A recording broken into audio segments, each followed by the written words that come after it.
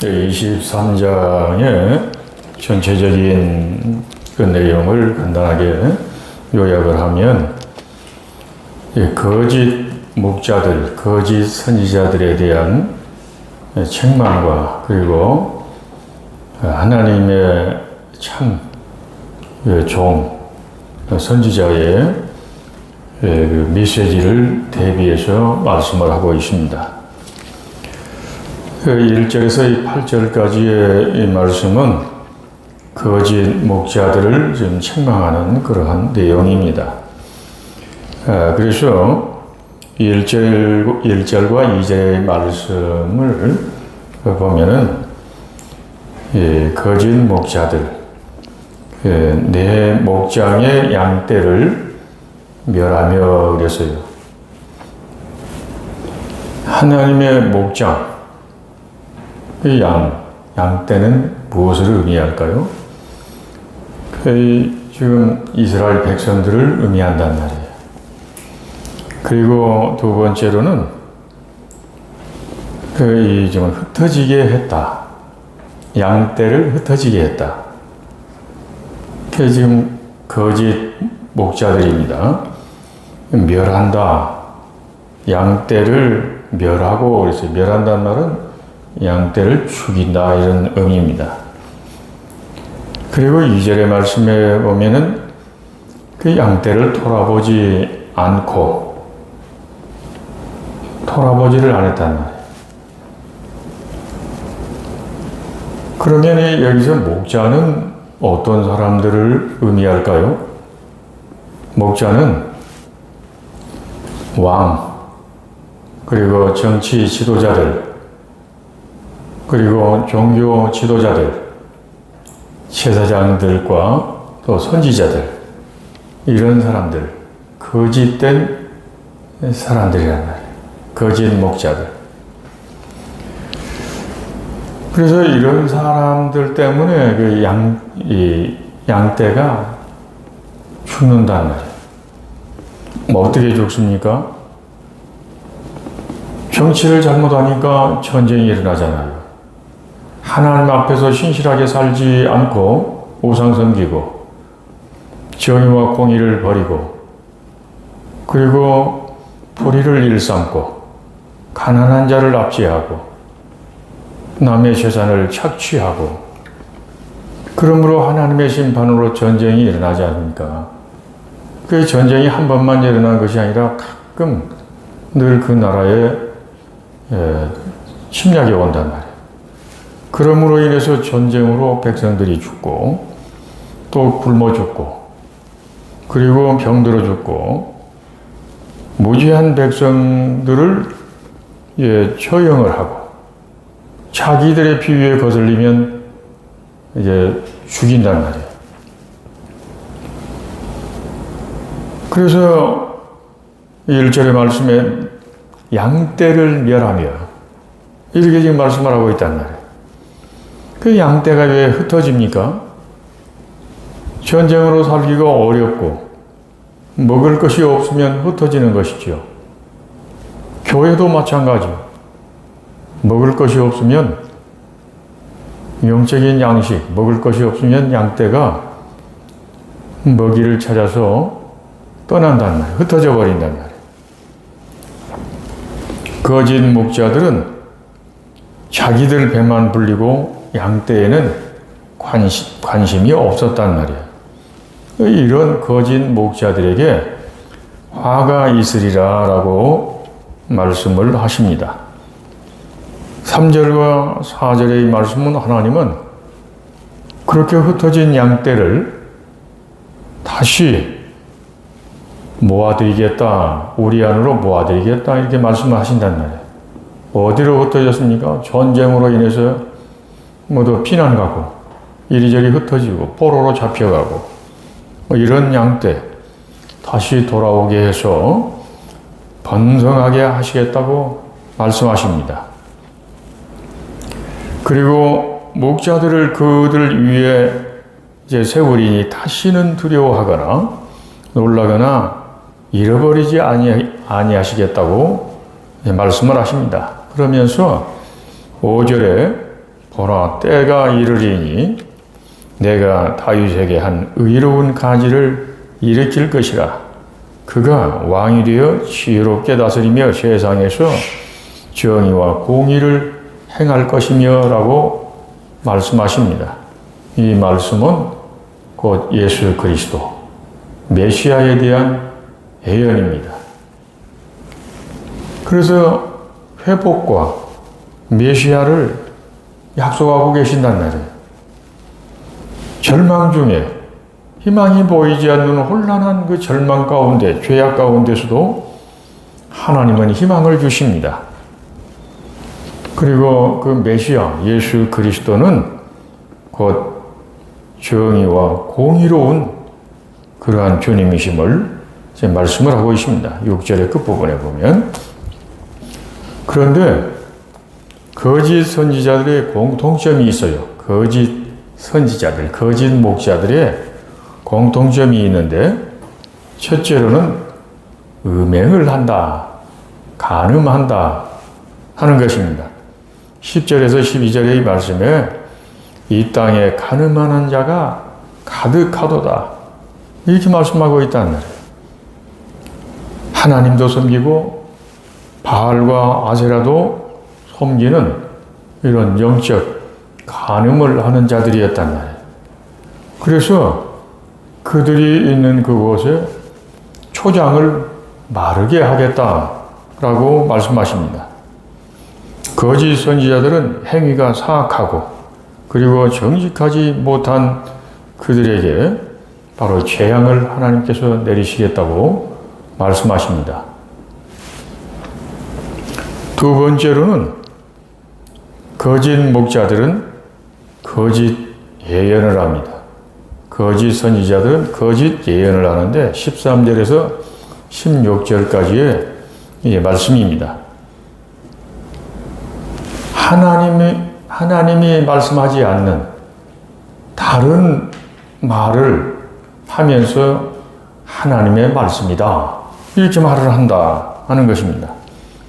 다시 말하면 자기의 생각을 하나님이 주신 계시의 말씀이라고 하면서 백성들을 속이고, 하나님께서는 이런 사람들의 말을 듣지 말라라고 말씀하십니다. 거짓 선지자들은 백성을 하나님과 더 멀어지게 합니다. 어떻게 했습니까? 사마리아의 거짓 선지자들은 바알을 의지해 예언하면서 백성을 점점 더 그릇된 길로 인도했다고 말씀을 하고 있습니다. 남유다에서는 거짓 선지자들이 어떻게 합니까? 간음하고 거짓말을 하고 악에서 오히려 돌이키지 못하게 방해했단 말이에요. 그래서 소돔과 고모라와 다를 바가 없다라고 하나님께서 말씀하십니다. 그런 거짓 선지자들에게 쑥을 먹이고 그리고 독한 물을 마시게 하겠다라고 말씀하십니다. 세 번째로는 거짓 목자들, 거짓 선지자들은 거짓 평안을 예언을 했습니다. 17절의 말씀입니다. 현실이 전쟁과 죽음이 지금 임박해 오고 있는데 거짓 선지자들은 여호와의 이름으로 평안하다, 평안하다 외치면서 타락한 권력자들과 불의한 부자들에게 하나님의 재앙이 너희에게 내리지 아니하리라 라고 말을 했단 말이에요. 그러므로 악한 왕들, 불의한 방법으로 재산을 모은 그 불의한 부자들 어떻게 했을까요? 점점 더 악하고 점점 더 불의한 짓으로 더 재산을 모아가려고 노력을 했단 말이에요. 악한 자들, 불의한 자들의 그 태도를 합리화시켜주고 정당하다고 인정해주는 거짓 선지자들, 하나님께서 바로 그들을 이제 책망하십니다. 그들에게 재앙을 내리시겠다고, 그들을 심판하시겠다고 말씀을 하십니다. 23절과 24절의 말씀은 하나님은 천지에 안 계신 곳이 없으신 하나님, 그래서 천지에 충만하신 하나님이심을 말씀하고 있습니다. 그러므로 하나님은 어떤 분이십니까? 안 계신 곳이 없어요. 사람이 없는 곳에서도, 숲속에서도, 동굴 속에도, 또 바다 속으로 내려간다 할지라도, 하늘에 높이 올라간다 할지라도 하나님은 어디나 계신단 말이에요. 그래서 우리의 모든 것을 보고 계시고 듣고 계시고 알고 계시는 전지전능하신 하나님이시단 말이에요. 하나님을 피해서 숨을 수 있는 곳은 아무 데도 없습니다. 하나님을 속일 수도 없습니다.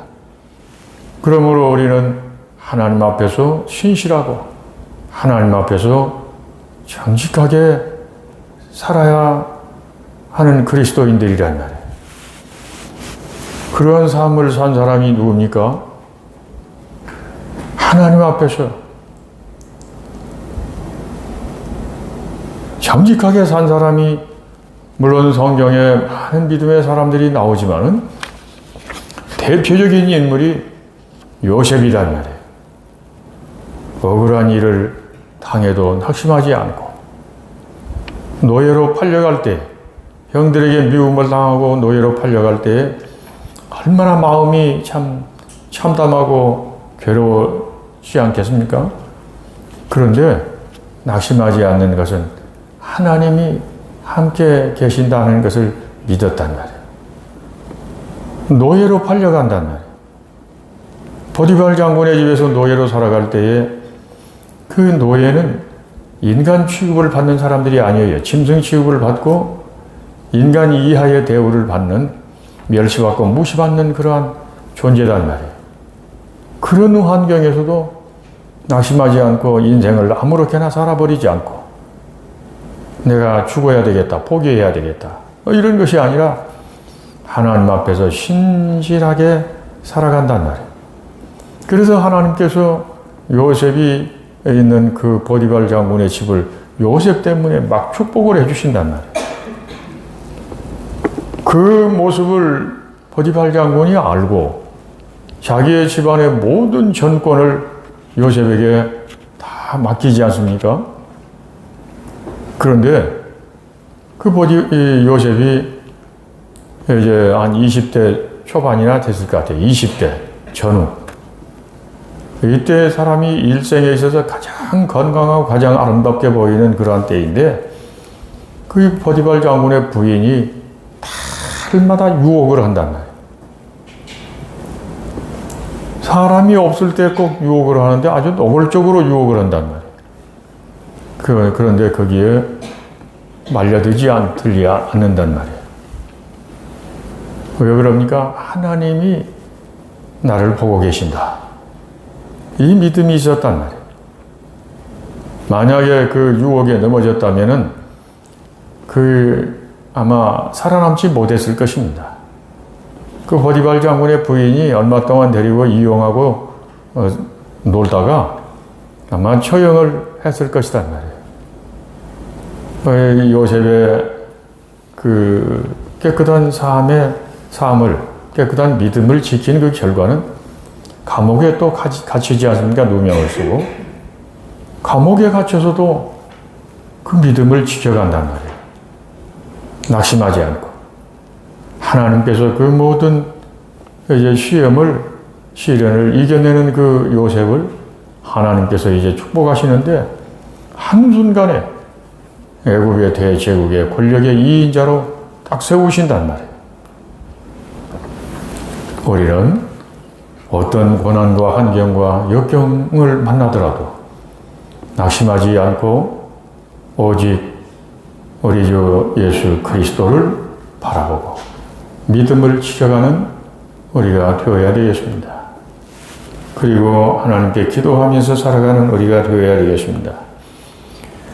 28절의 말씀은 거짓 계시와 꿈에 대한 그 메시지입니다. 거짓 예언을 조심을 해야 합니다.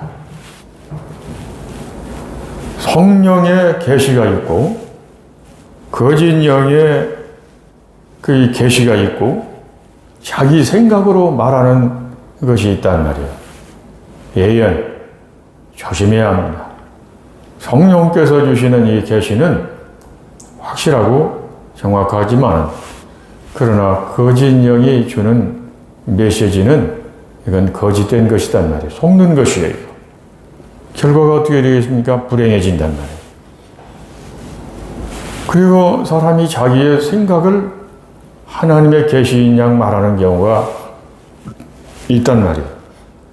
이게 굉장히 위험하고 조심해야 합니다. 예언 받는 것 너무 좋아하면 안 돼요. 조심해야 합니다. 그리고 또한 25절의 말씀에 보면 꿈도 계시적인 꿈이 있어요. 하나님께서 주시는 계시적인 꿈이 있고 개꿈이 있단 말이에요. 하나님이 주시는 계시적인 꿈은 무엇입니까? 곧 요셉이 어렸을 때에 꿈을 꾸었던 그러한 내용들이 있지 않습니까? 그건 계시적인 꿈입니다. 그러나 개꿈을 꾸고 사람들 가운데서는 내가 계시를 받았다. 이렇게 말을 하는 사람들이 있단 말이에요. 이런 데에 미혹을 받으면 안 됩니다. 자기가 깊이 기도하면서 하나님의 음성을 들을 수 있어야 합니다.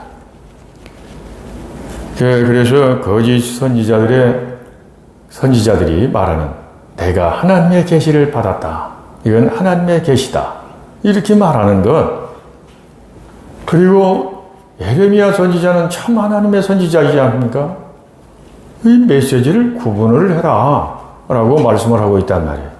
그건 뭐냐면 알곡과 죽정이 구분을 해라 라고 말씀을 하고 있습니다. 알곡과 죽정이가 다르듯이 알곡과 겨가 다르듯이 바로 이 영적인 분별을 할 수 있는 우리가 되어야 되겠습니다. 하나님 나에게 영적 분별력을 주옵소서 이렇게 기도하시기를 바랍니다. 그래서 예레미야 선지자가 하나님으로부터 받고 말씀을 전하는 그 말씀은 어떤 능력이 있었느냐? 그러면 내 말이 불같이 아니하더냐? 바위를 쳐서 부서뜨리는 방망이 같지 않더냐? 하나님의 말씀은 능력이 있습니다. 그러나 거짓 선지자들의 메시지는 오히려 사람의 영혼을 병들게 하고 오히려 하나님과 더 멀어지게 하고 거짓말을 하는 자들이란 말이에요. 33절의 말씀은 여호와의 엄중한 말씀이다 하는 이 말씀을 하고 있습니다. 그래서 33절에서 38절까지의 말씀 가운데에 엄중한 말씀이라고 하는 말을 7번이나 반복해서 하고 있단 말이에요. 백성이나 선지자나 제사장이 여호와의 엄중한 말씀이 무엇이냐 묻거든 너는 이렇게 대답을 해라. 하나님께서 그렇게 말씀하십니다. 여호와께서 너희를 버리셨고 그리고 벌하고 하나님의 말씀을 망령되이 사용하니 이 성읍을 내가 내버리겠다. 그리고 너희가 영원한 수치를 당할 것이다. 이 말을 외쳐라. 이게 엄중한 말씀이다 하는 것입니다. 이 말씀들을 달리 생각하면 회개하고 돌아오면 내가 회복시켜 주겠다 하는 이런 말씀이란 말이에요. 하나님께서 얼마나 마음이 답답하셨으면 땅이여 들어라. 사람이여 들어라 하지 않고 왜 하나님께서 땅이여 들어라. 그야 하나님의 애절하신 그 부르심이며 백성을 향한 하나님의 말씀입니다. 우리는 이 시간도 하나님의 말씀을 붙들고 우리가 어떤 환경에서나 변함없는 정금 같은 믿음으로 나아가기를 기도해야 되겠습니다. 기도하겠습니다. 하나님 아버지, 저희들이 주님 앞에서 진실하고 정직한 마음으로 믿음의 생활을 해가기를 원합니다. 그리고 하나님의 음성을 들을 수 있는 저희들이 되기를 원하고 순종하는 저희들이 되기를 원합니다. 하나님, 또한 저희들이 영적인 분별을 할 수 있는 영의 분별력을 저희들에게 주시고 하나님, 생활 속에서 주님의 음성을 들으며 주님의 말씀에 순종하면서 살아가는 저희들의 삶이 이루어지기를 원하고 주님의 말씀을 들을 때 읽을 때마다 여호와의 말씀이 불같이 여호와의 말씀이 방망이처럼 우리의 마음속에 다가오기를 원합니다. 그리고 심령과 골수를 찔러 쪼개는 여호와의 말씀이 능력으로 저희들의 마음속에 임하시기를 원합니다. 하나님 아버지, 필리핀에 지금 우리 학생들 22명, 교사들 5명 하나님 가 있습니다. 우리 주님께서 그곳에 함께 하시고 건강을 지켜주시고 또한 성령으로 충만케 하시고 우리 학생들 열방과 하나님 세계를 향한 글로벌 비전을 품고 돌아오는 우리 학생들 다 되게 해주시기를 원합니다. 온탁하고 어지러운 우리 대한민국 하나님 사랑하시고 은혜 베푸시고 축복하시고 하나님 모든 백성들이 불의를 멀리하고 정의와 공의를 사랑하며 하나님의 말씀으로 충만한 아버지 어린 나라가 되기를 원합니다. 하나님 아버지, 그리고 남한과 북한이 평화롭게 살아가는 아버지의 이 민족 평화의 통일을 이루게 하옵소서. 예수님 이름으로 기도드리옵나이다.